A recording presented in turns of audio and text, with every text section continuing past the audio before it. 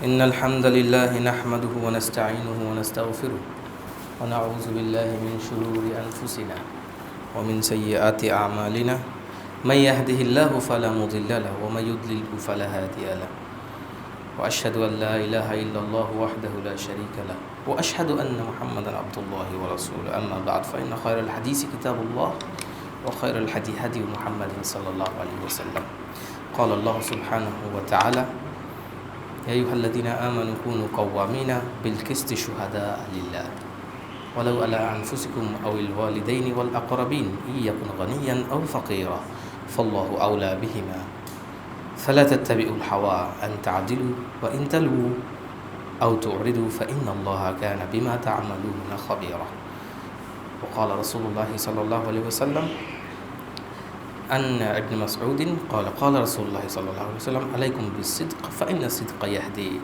إلى البر وإن البر يهدي إلى الجنة ولا يزال الرجل يصدق ويتحرى الصدق حتى يكتب عند الله صديقا وإياكم والكذب فإن الكذب يهدي إلى الفجور وإن الفجور يهدي إلى النار وما يزال الرجل يكذب ويتحرى الكذب حتى يكتب عند الله كذاب وقال رسول الله صلى الله عليه وسلم أيضا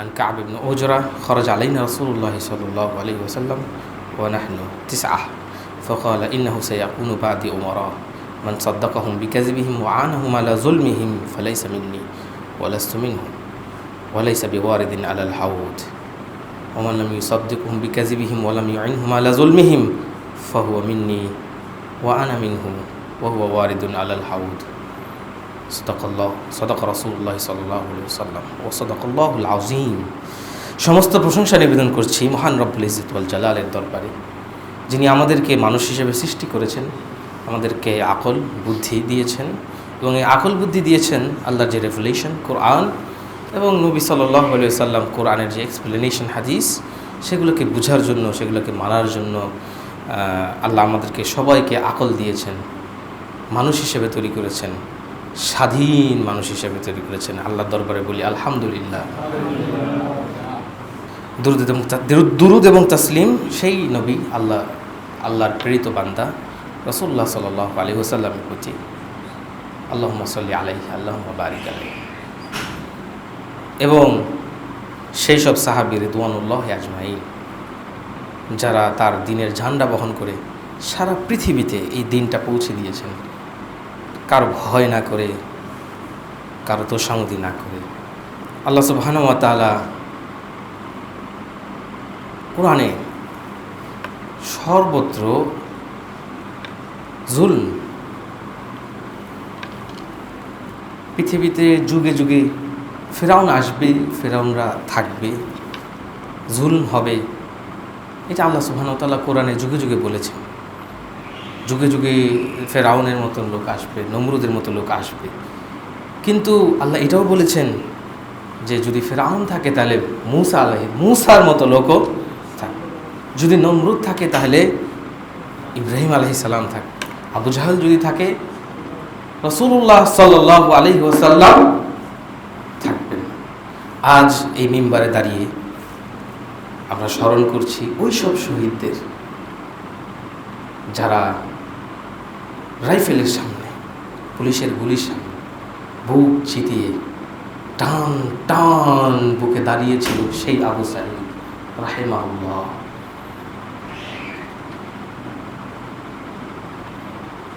হে আবু সাঈদ, তুমি কোথায় আছো? কোরআন কি বলে? আল্লাহ বলছেন ফালা তাহসাবান্নাল্লাহা গাফিলান আম্মা ইয়ামালুজ জালিমুন ফালা তাহসাবান্না।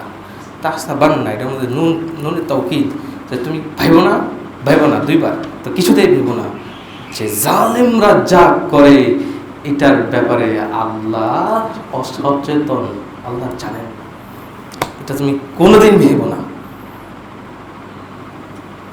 যে ছেলেটা রাইফেলের সামনে এইভাবে বুক পেতে দাঁড়িয়েছিল, ওই বাংলাদেশ।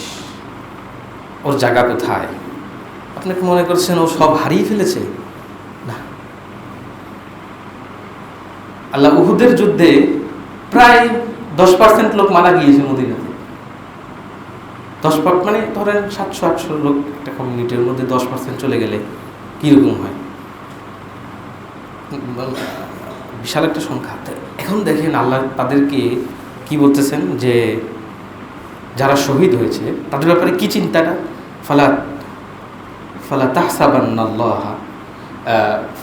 ফালা তাহসাবান্নাল্লাযীনা যারা কুতিলু ফী সাবিলিল্লাহ, তাদের ব্যাপারে তুমি ভেবো না, কিছুতেই ভেবো না যারা আল্লাহর রাস্তায় শহীদ হয়েছে, কুতিলু ফী সাবিলিল্লাহি আমওয়াত, এরা মৃত। সুবহানাল্লাহ, আমি তো দেখতে পাচ্ছি মৃত, আমি তো তার দাফন দিলাম, মৃত এখানে নাই, না মৃত না, বাল আহিয়া, না আল্লাহ বলছেন বাল, এটা অ্যারাবিকের রেটরিক্যাল একটা টার্ম, কথাটাকে করার জন্য, যে না বরং আহিয়া, ওরা জীবিত। আচ্ছা, এখন জীবিত দুনিয়াতে জীবিত তো না, কার কাছে জীবিত? ইনদা রাব্বিহিম, আল্লাহর কাছে জীবিত। আজকে এখানে যখন দাঁড়িয়ে আছে আমার কানে ওই শব্দটা বাজে যে পানি লাগবে, পানি লাগবে, পানি। একটা ছেলে সে রাস্তায় দাঁড়িয়ে শুধুমাত্র পানি দেওয়ার জন্য আন্দোলনকারীদেরকে, ছাত্রদেরকে সাহায্য করার জন্য শুধু পানি লাগবে, পানি আহ্বান করছিলেন। টিয়ার গ্যাসের সেই ধোয়া চোখে মুছতে কিছুক্ষণ পরে একটি বুলেট তার কপালে লাগে, ঢুলে পড়ে মৃত্যুর কোলে। স্মরণ করছি সেই মীর মুগ্ধকে, তারাই ছিল বাংলাদেশ। আরো স্মরণ করছি ওই হাজার মানুষদেরকে যারা জুলমের বিরুদ্ধে দাঁড়িয়েছে, জুলমের বিরুদ্ধে সত্যের পক্ষে নিহত হয়ে গিয়েছে। আল্লাহ তাদের সবাইকে শহীদ হিসেবে কবুল করুন। আল্লাহ তাদেরকে জান্নাতুল ফেরদৌসের সবচেয়ে উঁচু মাকাম দান করুক। শুহাদাদের মাঝখানে কোনো জায়গা নাই। এই যে এখন মরছে, এখন শহীদ হয়েছে, এখন জান্নাত। কোথায় থাকবেন? জান্নাতুল ফেরদৌসের নিচে গ্রিন পাখি, গ্রিন হচ্ছে জীবনের নির্দেশিকা। আল্লাহ যা বলে জীবিত, গ্রিন, এই সবুজ বাংলাদেশ, ওইখানে ওই জান্নাতের আরশের তলে সবুজ লাল সবুজের ওই পাখিগুলি, ওইখানে সবুজ পাখি হিসেবে জান্নাতের উপরে তারা বিচরণ করবে। আল্লাহু আকবার। জান্নাতের বলা হচ্ছে কনাদিল মিন যাহাব, স্বর্ণের স্যান্ডেলিয়ার্স থাকে না, স্যান্ডেলিয়ার্স, ওখানে তারা থাকবে। জান্নাতের নাজ নিয়ামত ওরা ভোগ করছে এবং তারা যেই মাকাল মাশরাব, তারা যেই খাদ্য পানীয় রিজিক পাচ্ছে আল্লাহ থেকে, ওরা বলতেছে যে মান ইউবাল্লিগু মান ওয়ারাআনা, আমাদের পিছনে যারা আছে, যারা এখনো মরে যায়নি আল্লাহর রাস্তায়, ওদেরকে কে খবর দিবে?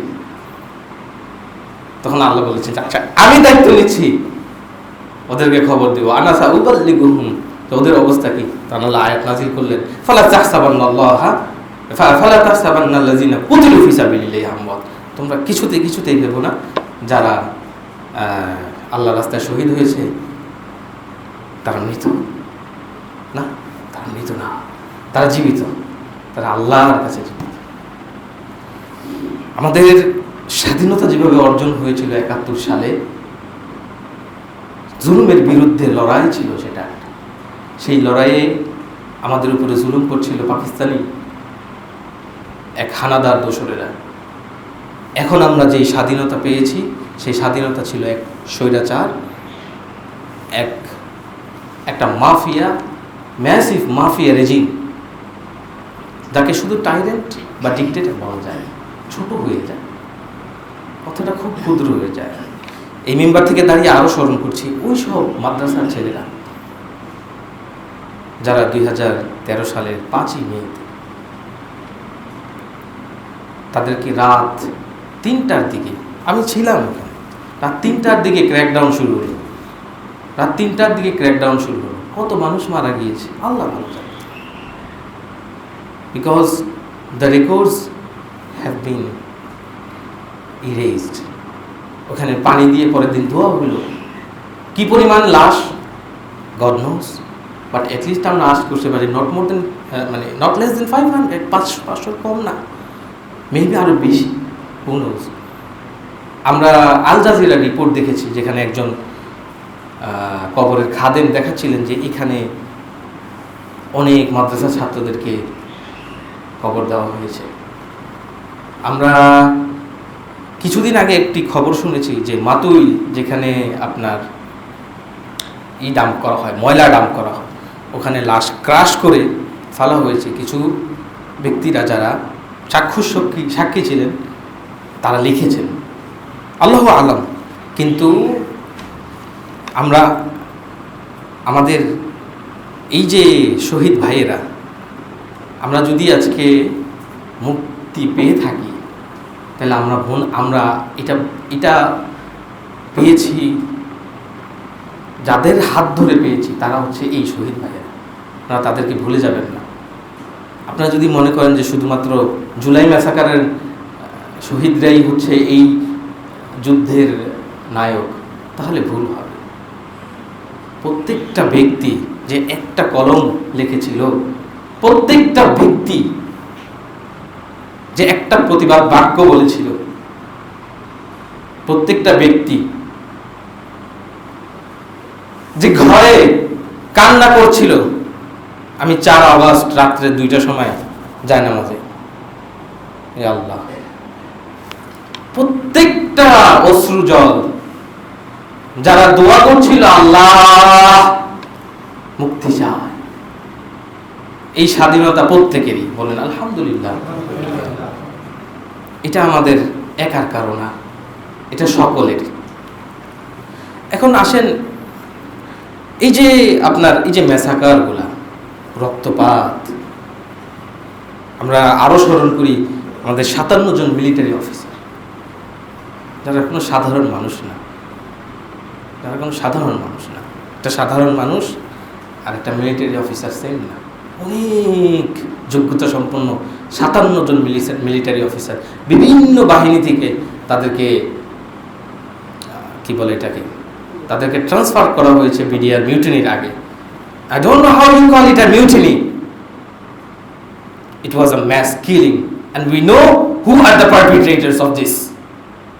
It's not only the tyrant regime of Sheikh Hasina, it's not only that.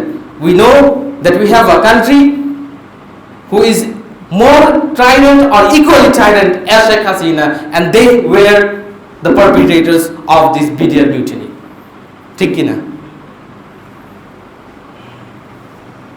আমরা জানি কাদের হাত ছিল।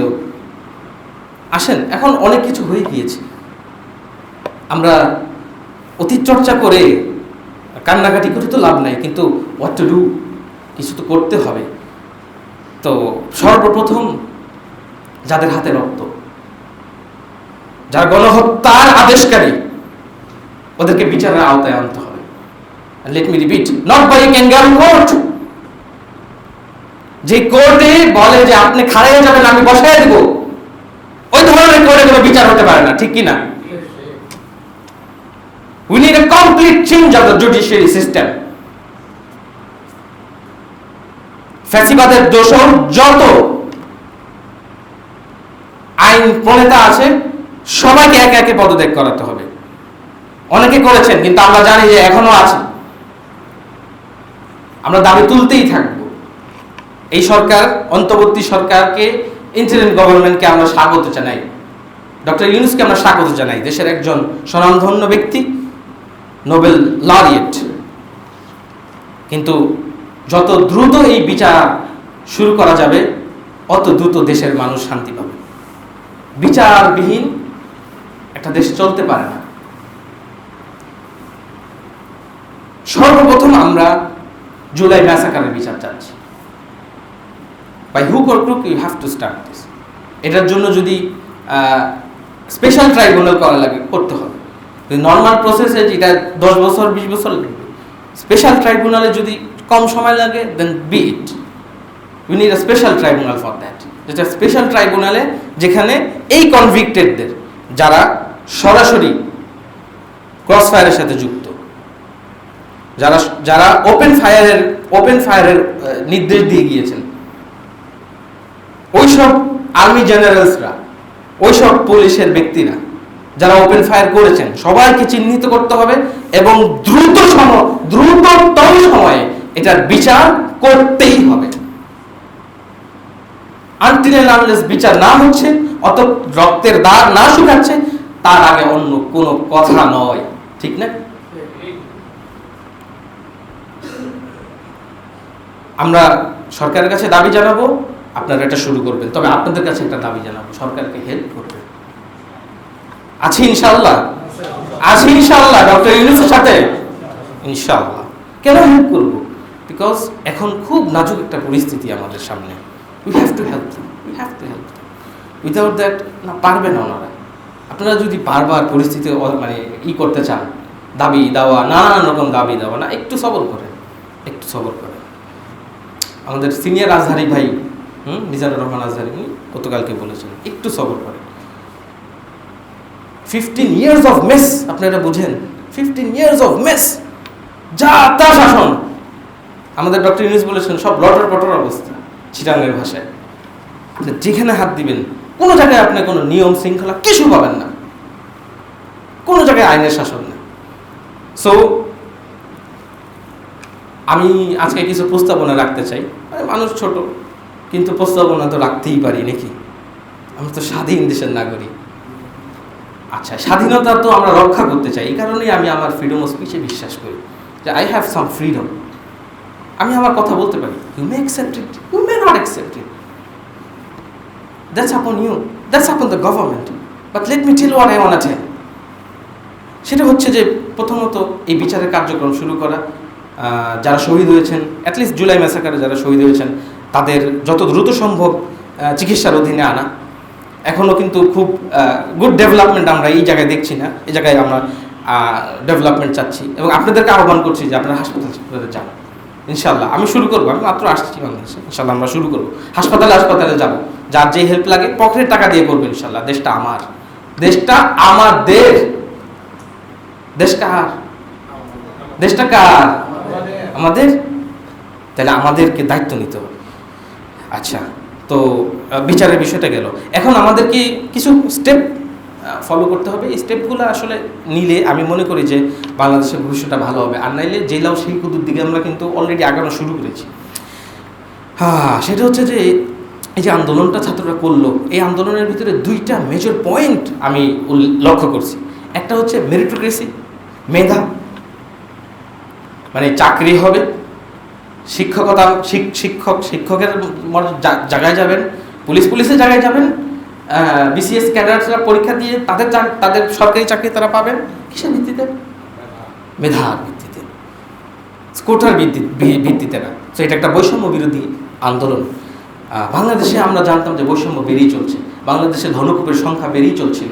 তো ধনকূপের সংখ্যা বেড়ে যাচ্ছে, তার মানে কি এই যে আমাদের বাংলাদেশের অর্থনীতি ভালো হচ্ছিল? না, ইটস নট দ্য কেস। অর্থনীতি আসলে খারাপ হচ্ছিল, কারণ সাধারণ মানুষের টাকা যাচ্ছিল কার পকেটে?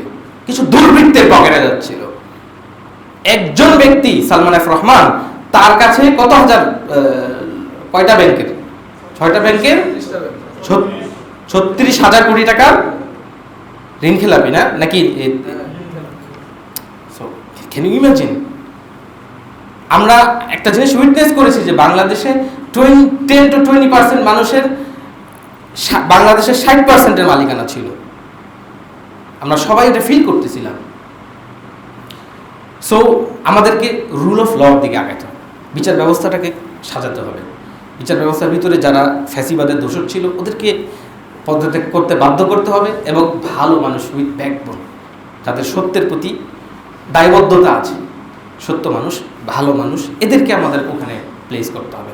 বিচার ছাড়া কোনো উপায়ন্তর নাই, 1 নাম্বার। তারপরে হচ্ছে যে ছাত্ররা আরও কিসের জন্য ফাইট করলো? এই যে মেধা, 2 নাম্বার হচ্ছে মেরিটোক্রেসি, 2 নাম্বার হচ্ছে রুল অফ ল। তারা যখন দেখলো যে পুলিশ নির্বিচারে গুলি করছে, এই ইয়াং ছেলেপেলেরা, ইয়াং রক্ত, তারা তো রাস্তায় থাকতে পারলো না। এই যে আপনার রুল অফ ল ব্রেক হয়ে গেল। পুলিশের কোনো অধিকার নাই, পুলিশের কোনো অধিকার নাই সামরিক সরঞ্জাম ব্যবহার করে মানুষের উপরে গুলি করা। It's a crime against humanity, it's a serious crime against humanity. যেই বুলেটগুলো ব্যবহার হয়েছে, এগুলো যুদ্ধে ব্যবহার করা হয়, শত্রু দমনে ব্যবহার করা হয়, জনগণ দমনে ব্যবহার করা হয় না। At best you can use tear cells or rubber bullets to disperse crowd. So আমি বলবো যে রুল অফ লর প্রতি আমাদের সম্মান রাখতে হবে। আপনাদেরকে যদি কোনো আদেশ করা হয় উপর থেকে, আপনারা সেটা মেনে নেবেন এবং রুল অফ লর প্রতি আস্থা আনতে হবে, নিজেদের জীবনে এটাকে প্রতিষ্ঠিত করতে হবে। Without that rule of law, meritocracy, মেধার ভিত্তিতে। আসেন আমরা আমাদের নিজেদের জীবনে এটা অ্যাপ্লাই করা শুরু করি। কিভাবে? আপনি একটা প্রতিষ্ঠানের চেয়ারম্যান, আপনার কাছে সিভি আসে, আপনার কাছে প্রস্তাবনা আসে, সিভিও আসে, প্রস্তাবনাও আসে, আবার সুপারিশ আসে। আপনি কোনটাকে অগ্রাধিকার দিবেন? আপনি অগ্রাধিকার দিবেন যেই ছেলেটা সবচেয়ে মেধাবী তাকে। আমরা জানি যে বাংলাদেশের এই স্বাধীনতার পেছনে অনেক বড় একটা ভূমিকা রেখেছে বাংলাদেশি ডায়াসপোরা, বাংলাদেশি প্রবাসীরা, শিক্ষিত প্রবাসীরা, অ্যাক্টিভিস্টরা।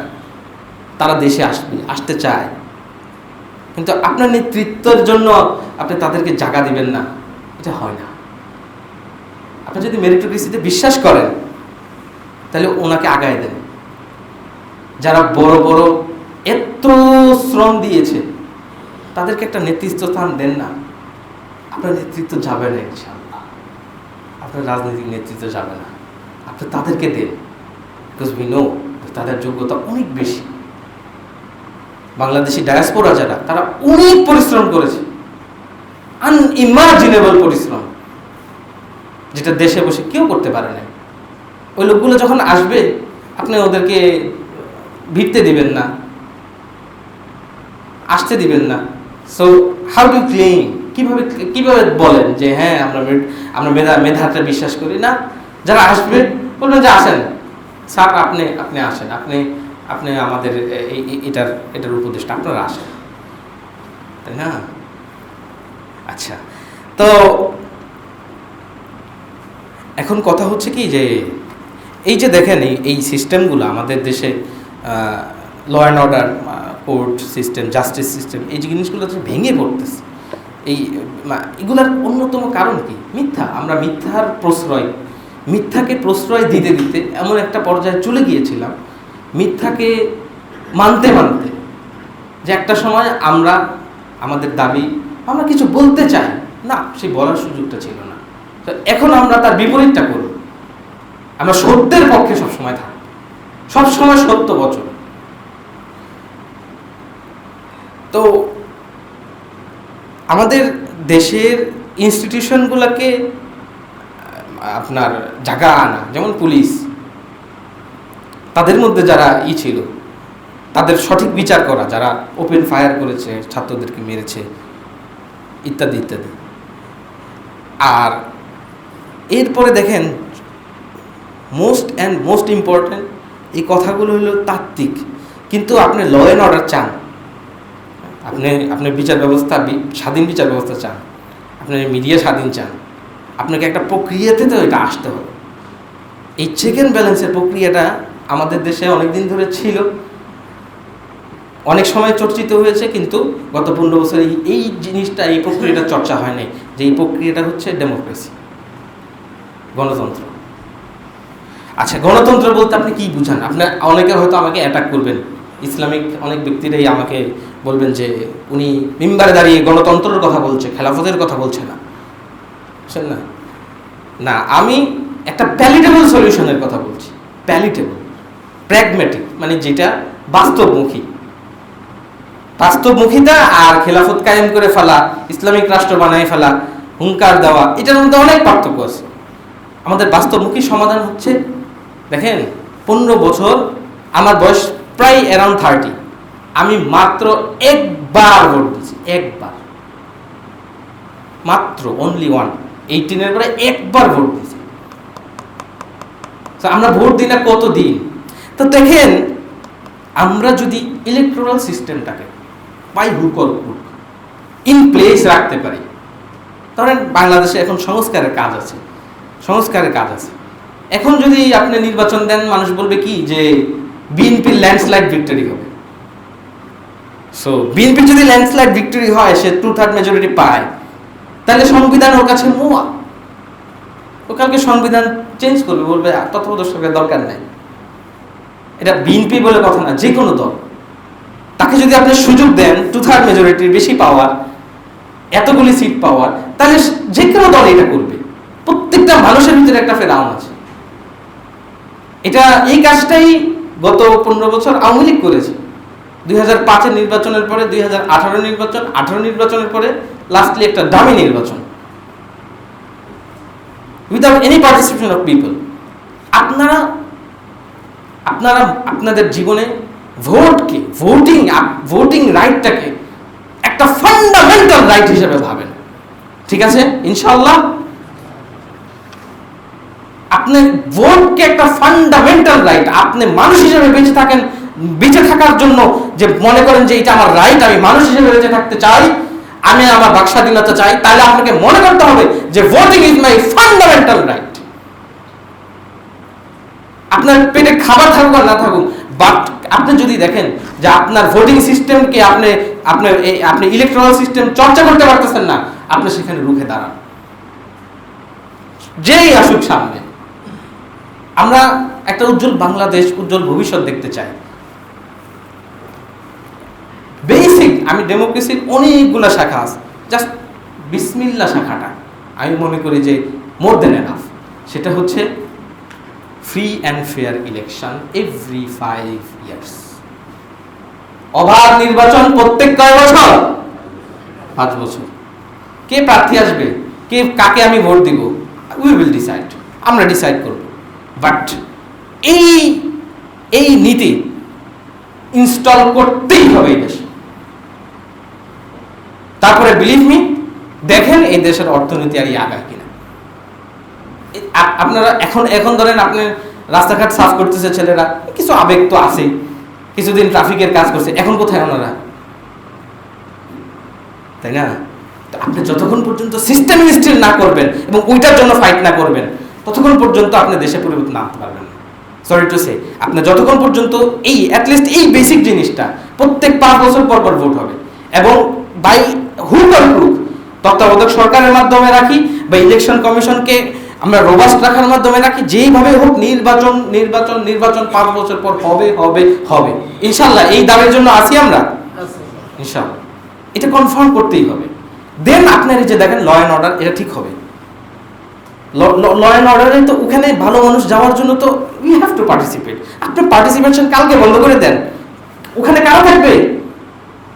ও নিজের তন্ত্র নিয়ে বসে থাকবে, ও নিজের আত্মীয় স্বজনদেরকে বসাবে, সবকিছু আপনার এটাকে কি করবে সরকার, ওই যে আত্মীয় স্বজন আর আপন লোক চাটার দল দিয়ে ভরে ফেলবে। আমি মনে করি যে এটা সবচেয়ে বেশি ইম্পর্টেন্ট, যে আমরা রেস্টোরেশন অফ ডেমোক্রেসি, অ্যান্ড আমি মনে করি যে ইলেকট্রাল সিস্টেমটা অ্যাটলিস্ট ভোট, এবং ভোটে যাতে কোনো সময় কারচুপি না হয়।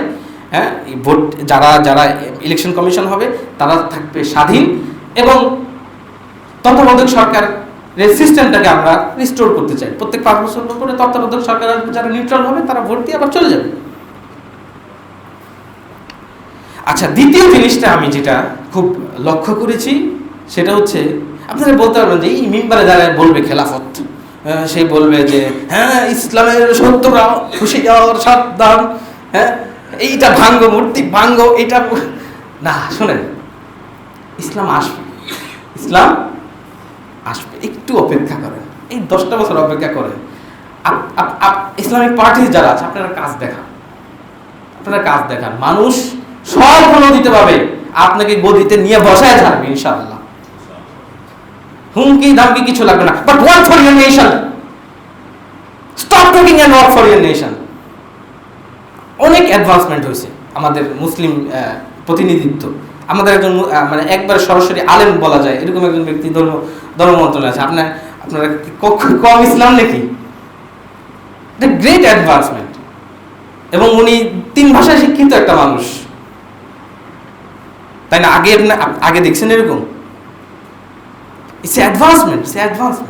2 নম্বর হচ্ছে বাকস্বাধীনতাকে সমুন্নত রাখতে হবে।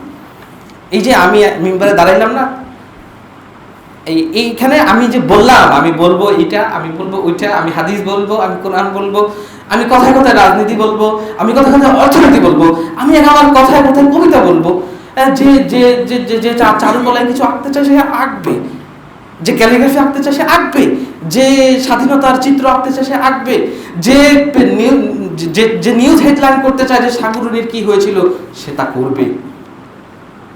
যার দাবি আছে যে আমার বেতন স্কেলে আমি রাইজ চাই, সে সেটা করবে, সে সেটা দাবি করবে, বাট সিভিলাইজড ওয়ে। হ্যাঁ, ইসের উপাচার্য রুমে ঢুকে রুম দখল করে গলায় হাত দিয়ে স্যার আমরা অটো পাচ্ছি, no, it's not a civil way. Don't do it. Fascism has, মানে ফ্যাসিস্ট লিডার হ্যাজ গট, ওই টাইরেন্টটা চলে গেছে, পালায় গেছে। বাট তোমার অন্তরটা যদি ফ্যাসিস্ট হয়, তোমার অন্তরটা যদি স্বৈরাচার হয়, তাহলে তুমি বাংলাদেশে স্বৈরাচার চাও না, এটা বললে তো হবে না ভাইয়া। What you want auto pass? তুমি কমপ্লিট করো। আমরা রক্ত দিয়েছি, এখন আমরা ঘাম দিতে চাই, এখন আমরা শ্রম দিতে চাই, ঠিক কি না? শ্রম দিব এবং ঘাম দিব। What we do matters. International work করবো আমরা, ইন্টারন্যাশনাল মানের স্টুডেন্টস হব, বড় বড় আইটি ইঞ্জিনিয়ার্স হব, বড় বড় আলেম হব, গবেষক হব, বড় বড় ডাক্তার হব, ইঞ্জিনিয়ার হব, বিগ পার্সোনালিটিস হব।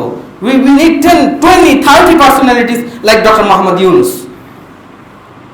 এটার জন্য ঘাম দিতে হবে, ঘাম, শ্রম দিতে হবে, hard work, believe in hard work, meritocracy, মেধার ঈশ্বরের উপর বিশ্বাস আনেন।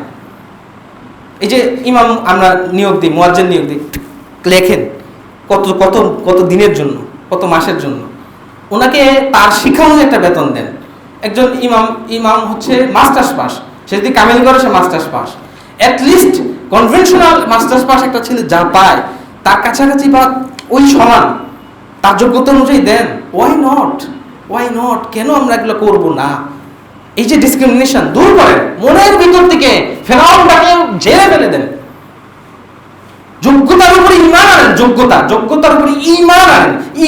ঈমান আমি বিশ্বাস করি যে আমি যোগ্য ব্যক্তি হলে পৃথিবীর কোথাও আমাকে কেউ আটকাইতে পারবে না, আমার চাকরি থাকবে।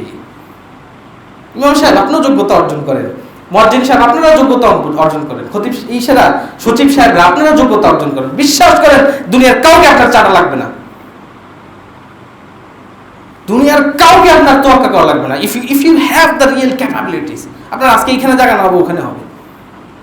কিন্তু আপনার যদি যোগ্যতা না থাকে, আপনার অনলি ওয়ে হচ্ছে স্বৈরাচারের ওয়াফাদার কুত্তা হওয়া। এবং সেই জিনিসটাই এদের আপরাইজিং আমরা গত 15 বছর দেখতেছি। সো এইটার উপর ঈমান আনেন, আপনারা ঈমান আনেন। ল অ্যান্ড অর্ডার, আমার election rights, voting rights. 3 number হচ্ছে ফ্রিডম অফ স্পিচ। কাদিয়ানিকে বলতে দেন, let him say what he wants, বলতে দেন না, আপনি ওরা নিষিদ্ধ করে দিবেন, ওরা আন্ডারগ্রাউন্ডে কাজ করবে, আপনারা জানবেনও না যে কিভাবে তারা ইসলামের বিরুদ্ধে কি করতেছে, ষড়যন্ত্র করতেছে। You never know. আপনারা হুজুররা তাদেরকে অমুসলিম ঘোষণা করতে চায় না, ভেরি গুড, আছে, তারা মুসলিম না। কাদিয়ানি কোনো মুসলিম হতে পারে না, বিকজ তারা লাস্ট অ্যান্ড ফাইনাল প্রফিটকে বিশ্বাস করে না। বাট কাদিয়ানি মুসলিম না, এই ঘোষণার দেওয়ার কাজ তো রাষ্ট্রের না। এটা আপনারা ধর্মীয় দায়িত্ব হিসেবে নেন, তাদেরকে বুঝান, ফিরত আনেন, আর মানুষদেরকেও বুঝান যে তাদের ষড়যন্ত্র কী কী, বা তাদেরকেও কথা বলতে দেন। হিন্দুরা কথা বলতে চাচ্ছে, বলতে দেন। খ্রিস্টানরা কিছু বলতে চাচ্ছে, বলতে দেন। ফ্রি অ্যান্ড ফেয়ার, আপনার নাথিং টু বি, আপনার ইনসিকিউর হওয়ার কিচ্ছু নাই। বিশ্বাস করেন, বাংলাদেশে যদি আপনার পৃথিবীর যে কোনো শক্তি আসে ইসলামকে মুছে দেওয়ার জন্য, ইনশাল্লাহ পারবে না। আপনার ইসলামকে কোনো এই ভয়টা পাবেন না যে আমি ওকে জায়গা দিব না, ওকে জায়গা দিব না, ওকে আটকাবো, একে আটকাবো, কোনো প্রয়োজন নেই। বাংলাদেশ, পাকিস্তান আমল, অনেক আগের আমল থেকে মুসলমান, এখন তো মুসলমান আলহামদুলিল্লাহ দিন দিন আরো বাড়তেছে, ঠিক না? তো এত ইনসিকিউর হওয়ার তো প্রয়োজন নেই। আপনার ইসলাম থাকবে ইনশাল্লাহ, আপনার ইসলাম থাকবে, কিন্তু আপনাকে বাক স্বাধীনতা দিতে হবে মানুষকে কথা বলার সুযোগ দিতে হবে। আমি এই মিম্বারে এক ধরনের ইসের কথা বলবো, এক ধরনের হাদিসের কথা বলবো, আরেকজন খতিব আরেক ধরনের হাদিস বলবে, নো প্রবলেম। আমাদের ইউনিভার্সিটি ক্লাসে নাস্তিক টিচার থাকবে, সে 2-4টা নাস্তিকতার কথা বলবে, তাতে কি ধরেন আপনার সব ছাত্ররা রাতারাতি নাস্তিক হয়ে যাবে? না না, আই ডোন্ট বিলিভ। ওই কথাগুলো কাউন্টার দিবেন, মুসলমান প্রফেসর সে যায় ক্লাসে বিজ্ঞান পড়াবে, মাঝে মাঝে ইসলামের কথা বলবে, বলুক না। হ্যাঁ, যে মার্কসিস্ট সে মাঝে মাঝে মার্কসের কথা বলবে, বলুক না। তারপরে প্রেসের ফ্রিডম, এই কথাগুলো কেউ বলবে না, কোনো ইসলামিক ব্যক্তিত্ব আপনাদেরকে বলবে না। কিন্তু আমি জানি যে এই স্বাধীনতা ইজ প্রমোটেড বাই দ্য কোরআন। কারণ আল্লাহ কি বলে দেখেন, আল্লাহ এই পুরো দুনিয়াতে তার নিজের উদারনীতি নিয়ে আছেন। আল্লাহর উদারনীতি কোথায় না জানেন? আখিরাতে। আল্লাহ দুনিয়াতে কি বলছেন? ফামান শাআ ফালইউমিন ওয়া মান শাআ ফালইয়াকফুর। যে চায় ওই ঈমান আনুক, যে চায় ঈমান আনবে না। ইটস আপন হিম, এটা ওর উপর ছেড়ে দাও। তারপরে আল্লাহ কি বলছেন? যে লা ইকরাহা ফিদ্দিন, দিনের ব্যাপারে কোনো জবরদস্তি নেই, দিনের ব্যাপারে কোনো জবরদস্তি নেই। আপনি একজন অমুসলিমকে ইসলাম গ্রহণের জন্য জোর করতে পারবেন না, বিকজ এটা তার ধর্ম চর্চার ফ্রিডম। কিন্তু তারপর আল্লাহ কি বলছেন? তাবাইয়ানা রুশদু মিনাল গায়, সত্য মিথ্যা থেকে কিন্তু পার্থক্য হয়েছে। এরপরে দেখেন ইব্রাহিম আলাইহিস সালামের দোয়া। ইব্রাহিম আলাইহিস সালামের দোয়ার মধ্যে কি আছে? রব্বানা ইজআল হাযা বালাদান আমিনা, আল্লাহ এই ভূমিকে, এই মক্কা ভূমিকে তুমি আমিন, এটাকে কি বলে, এটাকে আপনার শান্তিপ্রিয় বানিয়ে দাও, এবং ইজআল হাযা বালাদান আমিনা ওয়ারযুক আহলাহু মিনাস সামারাতি মান আমানা মিনহুম বিল্লাহি ওয়াল ইয়াউমিল আখির, এবং রিজিক দাও বিভিন্ন ফলাদি ফসল থেকে যারা আল্লাহর উপর ঈমান আনে এবং বিশ্বাস রাখে। মানে আমানা মিনহুম বিল্লাহি ওয়াল ইয়াউমিল আখির, এবং আখিরাতে বিশ্বাস, আল্লাহর উপর বিশ্বাস রাখে, আখিরাতে বিশ্বাস। ইব্রাহিম আলাইহিস সালাম এই দোয়া করতেছেন, আল্লাহ দোয়া সঠিক করে দিলেন। ক্বালা ফামান কাফার ফাউমাত্তিহু কালিলা, কিন্তু যে অবিশ্বাস করছে তাকে আমি কিছুদিনের জন্য ভোগ দিব। আল্লাহ যদি দেয়, আপনি কেড়ে নেওয়ার কেউ না। সো ফ্রিডম অফ স্পিচ সমুন্নত রাখেন।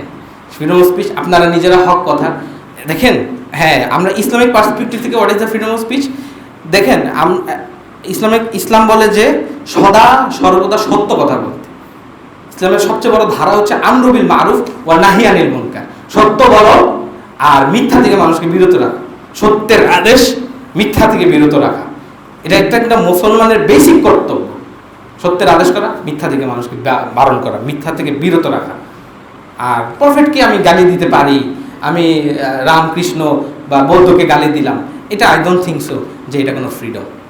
এটা হচ্ছে মানুষের পায়ে পড়ে মানুষের সাথে ঝগড়া বাঁধানোর একটা নিয়ম। অতএব আমি বাংলাদেশের সমস্ত ঘরানার লোকদেরকে বলবো যে আসেন, আমরা একটা কনসেনসাসে আসি। আমরা বিভিন্ন দল করি, কেউ বিএনপি, কেউ আওয়ামী লীগ, কেউ জামাত, কেউ এবি পার্টি, কেউ বিভিন্ন দলে আমরা বিভক্ত। কিন্তু আগামী 10টা বছর আমরা শুধু দেশের জন্য কাজ করব, আছি ইনশাল্লাহ। যে দেশটা আমরা দেশটা গুছাবো, আমরা গুছাবো। এটার জন্য আপনার দরকার রিয়েল মানে সত্য। আপনার সত্যের কাছে আপনাকে দায়বদ্ধ থাকতে হবে, আমি 2টা হাদিস পড়ি ইনশাআল্লাহ আমরা শেষ করে দেব। ইবনে মাসউদ রাদিয়াল্লাহু তাআলা আনহু বলেন, ক্বাল রাসূলুল্লাহ সাল্লাল্লাহু আলাইহি ওয়াসাল্লাম আলাইকুম বিস-সিদক, হ্যাঁ তোমরা সত্যের সাথে থাকো, সত্য বলো, সত্যের সাথে থাকো। ফাইন্নাস সিদকা ইয়াহদি ইলাল বির,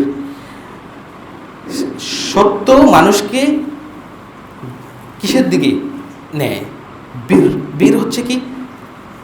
পাইটি, তাকওয়া, রাইচিয়াসনেস, অনেস্টি, ইন্টিগ্রিটি, একটা ব্যাকবোন আলা মানুষ বানায়। আপনি সত্যের উপরে থাকেন, you will have a backbone. আপনার একটা আপনার থাকবে, কোমরটা মজবুত থাকবে, আপনার সত্যের উপরে থাকেন।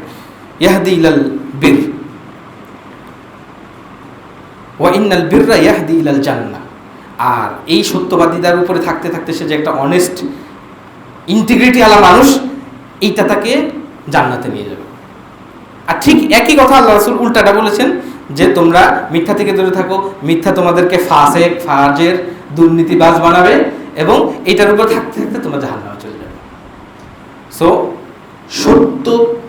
সত্যের সাথে থাকা, সত্যের পক্ষে থাকা। দেখেন লাস্ট মুহূর্ত পর্যন্ত যখন ওই ওই বাহিনী গুলি চালাচ্ছে, সে কেন চালাচ্ছে জানেন? তার গত জীবনটা সে মিথ্যার উপরে নির্মাণ করে রেখেছিল, মিথ্যার উপরে তার জীবন। সে এমন এক বাঘের পিঠে চড়েছে, ওই বাঘের পিঠ থেকে নামার কোনো উপায় ছিল না। এই জন্য সে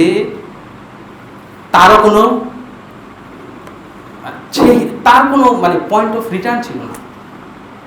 এই যে দেখেন, এই যে লাস্ট মুহূর্তে যখন ফালাম্মা তাওয়াল জামআন, এই নদী সমুদ্র ভাগ হয়ে গেল, সমুদ্র ভাগ হয়ে গেছে, মুসা আলাইহিস সালাম পার হয়ে যাচ্ছে না, এই ওই মুহূর্তে দেখেন ফেরাউন কি বলে। ফেরাউন ধাওয়া করা শুরু করলো, ওর বাহিনীকে বলতেছে কি, আরে এটা আমি করছি রাস্তা, ছোট হয়ে গেছে না। সারা জীবন যদি ও মিথ্যার উপরে মিথ্যা মানে কি বলে এটারে, যে আপনার মিথ্যা ন্যারেটিভের উপরে কেউ যদি দাঁড়িয়ে থাকে, ওর দিন শেষে কোনো দিন সেভ এক্সিট নিতে পারবে না। ফেরাউন সেভ এক্সিট নিতে পারে না, আপনারা কেউ পারবেন না, আমিও পারবো না। আমি যদি সত্যবাদী না হই, সত্যের সাথে না থাকি, আমরা কোনোদিন বাঁচতে পারবেন না। আপনাকে ধরা আল্লাহ দিবেই। আল্লাহ ধরা অনেক বড়, আল্লাহ ধরা অনেক মারাত্মক। আরেকটা হাদিস বলি, এই হাদিসগুলো স্মরণ রাখবেন, এটা আপনাকে সময় মতো সত্য কথা বলার জন্য সাহায্য করবে। হ্যাঁ, সময় মতো ভাই সত্য কথা বলতে হবে। আপনি যত যাই বলেন, আপনার জীবনের চেয়ে সত্যের মূল্য অনেক বেশি। আপনারা কি এটা বিশ্বাস করেন? আপনার জীবনের চেয়ে সত্যের মূল্য অনেক বেশি। আপনার জীবন কিচ্ছু না, মরলে আপনি একদিন মারাই যাবেন। দেখেন আল্লাহ রাসূল সাল্লাল্লাহু আলাইহি ওয়াসাল্লাম বলেন, কাব ইবনে উজরা থেকে হাদিস, হ্যাঁ, ইন্নাহু সায়াকুনু বাদি উমারা, আমার পরে এমন কিছু নেতারা, লিডার্সরা আসবে, শাসকরা আসবে, মান সাদ্দাকাহুম বিকাযিবিহিম ওয়া আ'আনাহুম আলা যুলমিহিম ফালাইসা মিন্নি, যারা তাদের মিথ্যাকে করবে, অ্যাটেস্ট করবে, তাদের মিথ্যাকে করবে, মেনে নিবে, এবং ওয়া আ'আনাহুম আলা যুলমিহিম, এবং তাদের জুলকে কি করবে, জুলমে সহযোগিতা করবে। দেখেন আল্লাহ রাসূল ওয়ার্ডগুলো দেখেন, ওই যে ওয়া আ'আনাহুম আলা যুলমিহিম ফালাইসা মিন্নি, তারা আমার কেউ নয়, উম্মত না। আপনি বলবেন যে আমাকে ওপেন ফায়ার করতে বলা হয়েছিল, আমি চাকরি করতেছি, রাখেন আপনার চাকরি করতেছেন, চাকরি স্টপ, মানে চাকরি লাইফস্টাইলের পূজা বন্ধ করতে হবে। If you wanna be successful, সামনের জীবনে যদি কিছু চান, এদেশ মানে মানুষ হিসেবে বাঁচতে চান, তাহলে চাকরি করা বাদ দিতে হবে। মানে মিথ্যার উপরে দাঁড়িয়ে চাকরি করতে পারবেন। ও আ'আনাহুম আলা যুলমিহিম ফালাইসা মিন্নি, আল্লাহ বলছে যে তারা আমার অংশ না, ওয়ালাস্তু মিনহু, আর আমিও তাদের কেউ না। তারপরে আল্লাহ রাসূল বলেন যে ওয়ালাইসা বিওয়ারিদিন আলাল হাউদ, হাউদে কাউসারেও তাদের আমার পানি পাবে না। আল্লাহু আকবার। এরপর আল্লাহ রাসূল বলছেন যে ওয়া মান লাম ইউসাদ্দিকহুম বিকাযিবিহিম ওয়া লাম ইউইনহুম আলা যুলমিহিম ফাহুয়া মিন্নি, যারা তাদের মিথ্যাকে প্রশ্রয় দিবে না এবং তাদের জুলমে সহযোগিতা করবে না, তারা আমার লোক। ওয়া হুয়া ওয়ারিদুন আলাল হাউদ, এবং সে হাউজে কাউসারের পানিও পাবে। বুঝছেন আল্লাহ সুবহানাহু ওয়া তাআলা কি বলেন সূরা মাইদায়, ওয়ালা ইয়াজরিমান্নাকুম শানাআনু কওমিন আলা আল্লা তা'দিলু, তোমাদেরকে কোন জাতির ব্যাপারে কারো ঘৃণা থেকে যাতে তোমরা আদল ইনসাফ থেকে দূরে না থাকো। দিলু, তোমরা জাস্টিস ইনসাফ করো, হু আকরাবু লিত্তাকওয়া, সেটা তাকওয়ার অনেক কাছাকাছি। আমি ইনশাআল্লাহ আমার আলোচনা শেষ করে দিব এই কথা বলে যে আল্লাহ আমাদেরকে একটা সুন্দর ভবিষ্যৎ, সুন্দর বাংলাদেশ, সুন্দর একটি বিশ্ব আমাদেরকে আল্লাহ দিক, সেই দোয়াই করছি। একজন শহীদ বাচ্চা, শহীদ একটা ছেলে, যে 5ই অগাস্টে হত্যা হয়েছিল। যাত্রাবাড়ি আদর্শ একাডেমি 10ম শ্রেণীর একটা ছেলে। ওর বয়স কত হবে? মানে 16-17। ও 5 তারিখে যখন বের হয়ে গেল, সে একটা লেখা লিখলো, মা আমি মিছিলে যাচ্ছি, আমি নিজেকে আর আটকিয়ে রাখতে পারলাম না, সরি আব্বু জান, তোমার কথা অমান্য করে বের হলাম, স্বার্থপরের মতো ঘরে বসে থাকতে পারলাম। আমার ভাইরা আমাদের ভবিষ্যৎ প্রজন্মের জন্য কাফনের কাপড় মাথায় দিয়ে রাজপথে নেমে সংগ্রাম করে যাচ্ছে, অকাতরে নিজেদের জীবন বিসর্জন দিচ্ছে। একটি প্রতিবন্ধী কিশোর, 7 বছরের বাচ্চা, ল্যাংড়া মানুষ যদি সংগ্রামে নামতে পারে, তাহলে আমি কেন বসে থাকবো ঘরে? একদিন তো মরতেই হবে, তাই মৃত্যু ভয় করে স্বার্থপরের মতো ঘরে বসে না থেকে সংগ্রামে নেমে গুলি খেয়ে বীরের মতো মৃত্যু বরণ করা অধিক শ্রেষ্ঠ। যে অন্যদের জন্য নিজেদের জীবনকে বিলিয়ে দেয়, সেই প্রকৃত মানুষ। আমি যদি বেঁচে না ফিরি, তবে কষ্ট না পেয়ে গর্বিত হয়েও জীবনের প্রতিটি ভুলের জন্য ক্ষমা চাই। এই 16 বছরের ছেলেটি 5 তারিখে নেমে আর ঘরে ফিরিনি। আল্লাহ, তুমি রহমতের মালিক, তুমি দয়ার মালিক। আল্লাহ, তুমি ওই ছেলেটাকে জান্নাত নসিব করো। আল্লাহ, আবু সাইদ সহ যত শহীদ হয়েছে সবাইকে আল্লাহ তুমি জান্নাতের উচ্চ মাকাম দান করো। আল্লাহ, আমাদের দেশটাকে রহমত করো। আল্লাহ, আমাদের আশেপাশে অনেক শত্রু, আমাদেরকে তোমার খাস রহমতে আল্লাহ তুমি আমাদেরকে বাঁচাও। আমাদের পাশে কেউ ছিল না, কেউ থাকবে না, পরাশক্তি বিশ্বাস করেন, আপনার মুসলিম আইডেন্টিটি আপনি গ্রহণ করেন, আপনার আইডেন্টিটি মুসলিম, আপনার পাশে কেউ থাকবে না, কোনো পরাশক্তি থাকবে না, আমেরিকা থাকবে না, ইন্ডিয়া থাকবে না। তারা কি করে দেখেন তো। আল্লাহ, এই বন্যায় দুর্গত ব্যক্তিদেরকে আল্লাহ তুমি হেফাজত করো। আল্লাহ, এই দেশটাকে তুমি আল্লাহ রহমত করো। তোমার খাস রহমতে আল্লাহ তুমি এই দেশের শস্য শ্যামল সুজলা সুফলা করে দাও। সুবহানাকাল্লাহুম্মা বিহামদিকা আশহাদু আল্লা ইলাহা ইল্লা আনতা আস্তাগফিরুকা ওয়া আতুবু ইলাইক।